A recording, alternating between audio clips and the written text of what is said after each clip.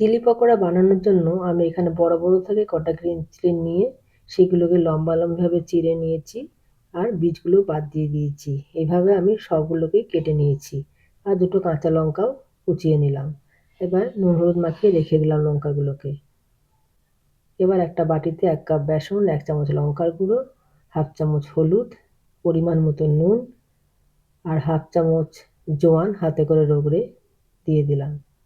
2 চামচ অ্যারারুট। এবার পরিমাণ মতো জল দিয়ে অনেকক্ষণ ধরে ব্যাটারটাকে আমি ফেটিয়ে নিলাম। আমি এখানে ব্যাটারটা একটু ঘনই রেখেছি। দিলাম কাঁচা লঙ্কা কুচিগুলোকে। একটা কড়াই সর্ষের তেল গরম করে লঙ্কাগুলোকে ব্যাটারে ডুবিয়ে একে একে কড়াইয়ের মধ্যে দিয়ে দিলাম। যদি আমার ভিডিও আপনাদের ভালো লাগে তাহলে সাবস্ক্রাইব করার অনুরোধ রইল। এবার আমি এপিঠ ওপিঠ উল্টে ভালো করে ভেজে নিলাম। ভাজা হয়ে গেলে আমি তেল থেকে তুলে নিয়ে সন্ধেবেলায় মুড়ির সঙ্গে গরম গরম পরিবেশন করলাম। খুবই ক্রিস্পি হয়েছে আর দেখতেও সুন্দর হয়েছে।